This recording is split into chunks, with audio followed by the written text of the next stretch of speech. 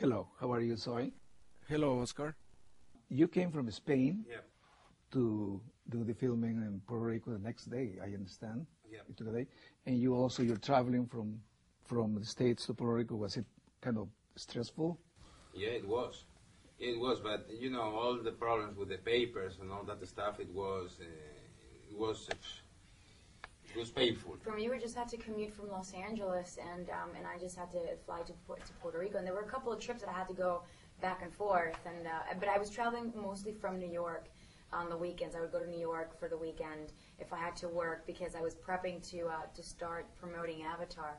So there was a lot of press work that I needed to do, magazine photo shoots and things like that over the weekend. But I'm very grateful that the tan that we were getting in Puerto Rico was helping with the glow.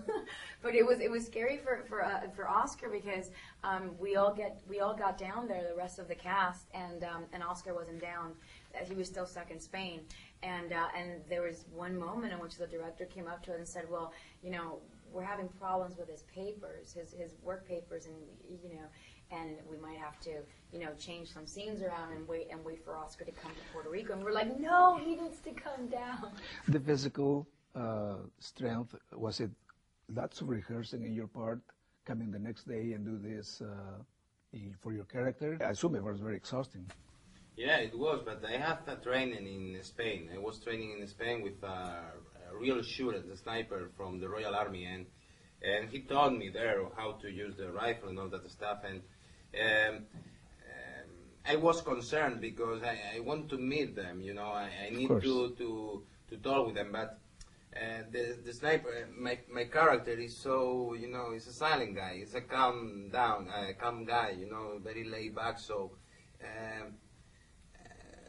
I could do it without that days, but I really need it. But the physical work was a lot, what you did there. Yes, it was, but it's not something that's alien to me. I was a dancer, a classical dancer for 10 years. Do you fight in real life like you did in the movie? Because I've never taken any fighting training until I started training for Avatar, and then that was when sort of like I began like training in martial arts and doing all these things. And then the great thing was that the stunt coordinator that worked on Avatar was the same stunt coordinator on this movie. He trained me. He knows how my body works and how far he can take it. And he knew exactly what we all needed to distinguish us, and make us very unique. What made you decide to take this character? I liked the script. I thought it was a what do you call it? Sort of like a comedy that Joel Silver produced in the 80s, from like Lethal Weapon and Die Hard. Right. There was this entertainment that you had, and it wasn't heavy. You went to the movies to see a Die Hard or Lethal Weapon, and you were gonna laugh, you were gonna yell, you were gonna root for the good guy, and the explosions were gonna feel so real, and they weren't gonna be superimposed and feel really fake and computerized and things like that.